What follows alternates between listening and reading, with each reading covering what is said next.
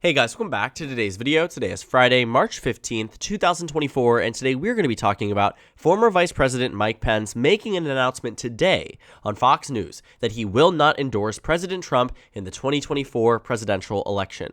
Now, this announcement comes as a bit of a surprise to many people, largely because former Vice President Mike Pence was in fact the Vice President under Donald Trump. We are all very aware of the dynamic that was at play following the 2020 presidential election, with Mike Pence voting or certifying the presidential election results that handed both him and Donald Trump an Electoral College defeat to President Joe Biden in the 2020 presidential election. And since then, there has been a rift. Mike Pence himself, who ran for president against President Trump in the 2024 election, only to drop out shortly before Iowa, falling far from the grace of the American voter, but still having an influential say over what is happening on the anti-Trump side of the Republican Party.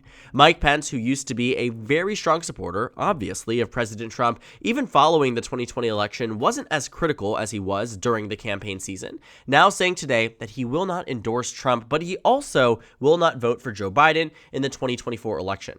When pressed out about who he was going to vote for, he decided to tell the Fox News contributor there that he was not going to be revealing who he was voting for. He did say he wouldn't vote for President Biden, but that voting to him was a personal matter, and it wasn't going to get that much further than that.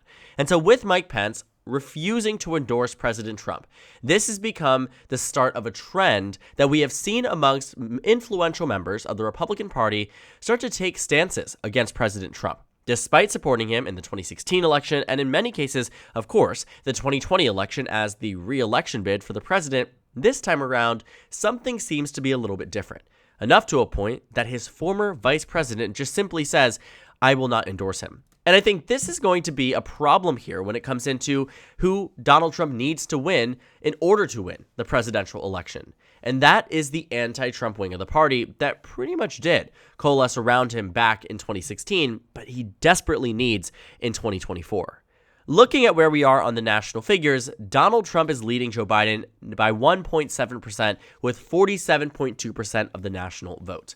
One thing that is apparent here is that Donald Trump does not have the ability to get above 50% when you look at the polls that ask voters who their preferences are, with undecideds being taken into account, and then forcing those undecideds as to who they want to vote for. And it's become a consistent problem here that when Americans are forced to choose between President Trump and President Biden in polls, meaning they are given no other options, as many of them will see this coming November on the ballot box, Joe Biden actually sees significantly higher numbers than when voters are just given the option of Trump versus Biden. But that means here that there is a way that Joe Biden wins the national popular vote, and that comes in time for the election, when people are looking at the election from the lens of it's just Trump, it's just Biden, who do I choose in that situation? And in many cases, they choose Biden. And I think a large reason why you don't see this being talked about heavily is because of these national numbers that seem to tell us that Donald Trump is in a good position. But the actual election results suggest something entirely different that is largely in line with Mike Pence not endorsing him in the 2024 election. When we take a look at the most recent primary election results, it is clear here that Donald Trump absolutely has easily won this nomination contest. He was able to completely demolish all of his primary opponents, Governor DeSantis, Ambassador Haley, Senator Scott, whoever it might be. Donald Trump won those primaries without even attending a singular debate. However, I will say that looking at these primary election results, we are shown that there absolutely are voters out there on the Republican side who are still not aligned with Donald Trump in his third go-around for the presidency of the United States. In fact, it shows that he has lost support relative to the 2020 election, and in some regions of the country, some regions of states that have voted in primaries has lost support even from the 2016 presidential election.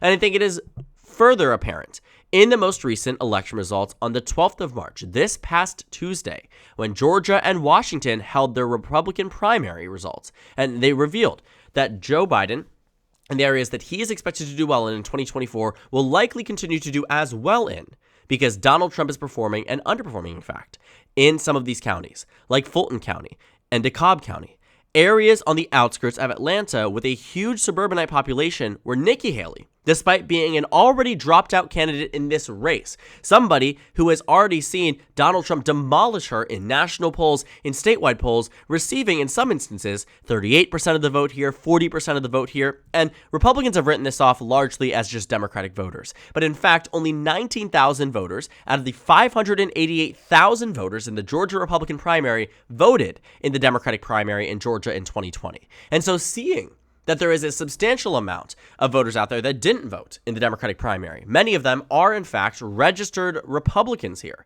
voting for Nikki Haley. It shows that there is a decreased amount of support in the same exact regions of the country that Republicans used to rely on for victories, that allowed Republican candidates like Mitt Romney to do well in states like Georgia, like John McCain to do well in states like Georgia. And you are finding that this is a consistent trend even with everybody else out of the race. That even with Donald Trump being the only one running, these voters still have discontent, enough so that they refuse to vote for him even when he is the presumptive nominee. It also happened in the state of Washington. I think this is something that we can talk about. When you get a little bit over on the eastern side of Washington, like Spokane and Whitman County, you find here that Donald Trump performs extremely well. 72%, 77%, 85%. But in the regions of the state, like on the outskirts of Seattle, King County, for instance, Nikki Haley is getting 31% of the vote. She's doing better than in any other part of the state, and the reason for that is because of the high amounts of the suburban population. It cannot be lost on us that there are absolutely Republicans out there that do not want to vote for Donald Trump, and even with him as their only option, they decide to vote against him. And I think that is exactly what you are seeing happening on these national numbers, and the main reason why there isn't more headlines about people like Mike Pence, alongside a number of other senators here that are saying, hey, this time around, I'm not endorsing Donald Trump. The takeaway from this is that Trump is in a commanding lead, the highest lead he has ever seen in an election season, which in cases like this one is true. But when push comes to shove, and these general election voters are forced to choose, you find a lot more Republican crossover than you saw in 2020 or 2016, and a lot of independents who may have just said, I'm undecided, eventually choosing President Biden in this circumstance. But like I was saying, looking back at it from the lens of the Republican side of things, there are voters out there that did want Mike Pence in 2024. There are voters out there that still want people like Nikki Haley in 2024. And the fact is, instead of just shutting up and endorsing Donald Trump the same way many Republicans did back in 2016 and even in 2020 when there was initial opposition to him, this time around, they don't seem to be doing that. Rather than abiding by the pledge that she signed with the Republican National Committee, Nikki Haley said that she's not going to endorse the eventual Republican nominee as of yet. She did not make an endorsement in her campaign, deciding that she's going to lose the campaign or speech to suspend her candidacy for president of the United States. Mike Pence also signed on to that same agreement, now saying today that he will no longer acknowledge that and instead will not endorse Donald Trump in the 2024 presidential election.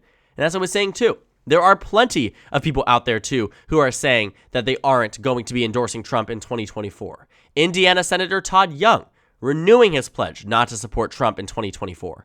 Lisa Murkowski saying as a Republican, she couldn't vote for Biden, but she also couldn't vote for Trump, senator from Alaska. Mitt Romney, the senator from Utah who was the 2012 Republican nominee for president of the United States, is saying that he's not voting for Donald Trump in the 2024 election. Susan Collins won't answer who she's voting for as a senator Republican from Maine, but also saying she certainly is not endorsing anyone. And you find here too that the list goes on and on. Senator Bill Cassidy from the state of Louisiana saying that Trump should have dropped out back in August, and this time around says, I'm voting for the Republican, but that's all I'm going to say on the matter of the presidential race. Rather than wholeheartedly endorsing these candidates the way they did in 2020, and the way they adopted him through the entirety of his presidency, they are now pushing back. And it is now having serious electoral repercussions, which is why we see in the new general election poll from Ipsos that used to show Donald Trump ahead of Joe Biden, Biden has now reclaimed the lead for the first time in months with a 2-point advantage. And when asking voters who voted for Nikki Haley in the GOP primary in the general election, who are you going to vote for? 37% of them said Donald Trump, 16% said Joe Biden, and the rest are undecided. These are Republican primary voters. And of those who have made a decision, if this maintains itself, it will largely be a 1-to-2 ratio of Biden-Trump off of a section of the Republican Party. And I think that further explains why I think the 2024 election is genuinely a lot closer than we think. There are voters out there on the GOP side who are exceptionally unhappy with the options that have been presented towards them. In the same way we do all of our analysis here and discuss how young voters are upset with President Biden's handling of international conflicts, how older voters are upset with the handling of the economy, and how some core Democratic constituents might genuinely stay home and not vote for anybody. We could also see this on the Republican side. And in fact, we may see some crossover from the voters who voted for Nikki Haley. When Nikki Haley dropped out of the race, President Trump went on the complete offense against her. President Biden welcomed in her supporters. When Mike Pence dropped out of the race, Donald Trump went on the complete offense against him. Donald Trump went after practically everybody in the GOP primary, attacked them, constantly went after them. And so many of them feel they have no reason to endorse Trump again in 2024. But let's not get this headline lost in the weeds of things. The former vice president under Donald Trump will not endorse him in the 2024 election. While he may not be a Joe Biden supporter, it certainly shows that there is heavy discontent for President Trump in this presidential election in some corners of the GOP.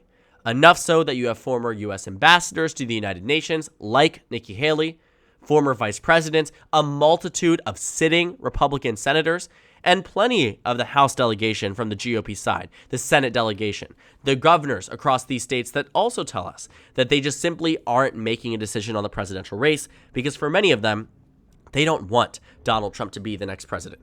They aren't happy with Joe Biden, and they probably aren't going to vote for him either.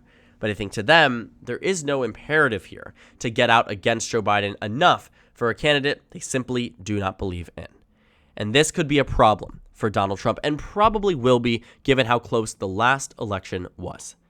Because at the end of the day, the people who have the power now on the Republican side, while it may be Donald Trump because he dominates the party, the power over who wins the election is now in the hands of people like Mike Pence, like Nikki Haley, like Chris Christie, the people who control small but important factions of the party that could make or break a presidential campaign like Donald Trump's in his third bid for the White House, or technically fourth bid for the White House here. What we are finding is that they, in fact, will help determine who wins the presidency. Donald Trump has already alienated so many of these supporters. He came out publicly days ago and said, we don't really need the Nikki Haley supporters. And voters hate being undervalued. And I think that's also why you're seeing a significant chunk of them deciding, you know what, maybe I won't vote for Donald Trump in the presidential election. I think this primary, too, has exposed the weaknesses of Donald Trump, as many in the mainstream media have reported on. That in regions around major cities, suburban parts of this country, Donald Trump performs the worst. And we are seeing that in full force. It'll be fascinating to watch this election unfold as Republicans do make decisions as they get closer to the election. Will Nikki Haley speak for Donald Trump in time for the convention? Maybe. Will Donald Trump choose someone as vice president who could temper the Pence, Christie, Haley wing of the party that is so disgruntled and, disenchanted with the idea of a Trump re-election in 2024? Is there a way to come back from this to unify the party? The answer is probably yes. But does Donald Trump want that? For a party that has now been entirely inspired by who was loyal to Donald Trump through the election, past the election, in this election, we are now going to see the true test of whether they have the ability to unify a party that seemingly is so fractured.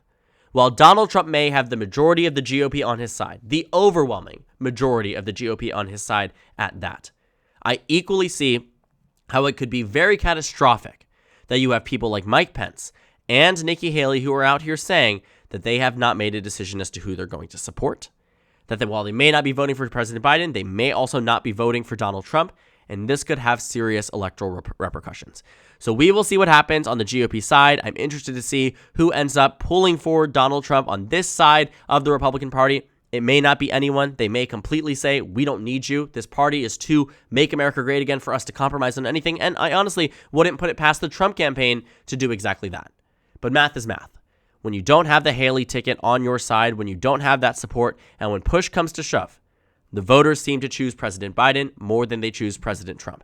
And I know that may be surprising to a lot of people, but that is the reality we are faced in, and many of these Republicans who are upset may just hold their nose and not vote for Donald Trump, but in fact vote for Joe Biden if they see Donald Trump truly as the poison to their party and they don't want to enable him further, which is a lot of the reasoning as to why you see these Republican senators, representatives, former governors, former vice presidents come out against Donald Trump.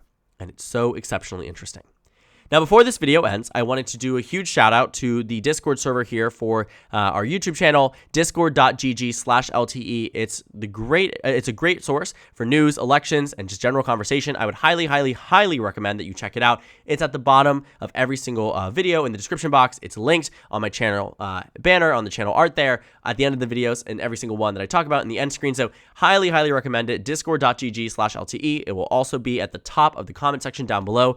Highly recommend checking it out, and I hope to see you there. And with that being said, thank you guys so much for watching this video. And I will also say, upcoming are some election night videos similar to the ones that I've done in the past. I'm excited to get those back into movement. We're going full force into the 2024 election, and I'm so excited to see what we come up with. We're going to move into more YouTube Shorts, into TikTok videos, hopefully if it's not completely banned by the time we actually get into it. And so this summer is going to be a great time for the channel, great time hopefully for your viewing experience. And again, thank you guys so much for watching, and I will see you all tomorrow.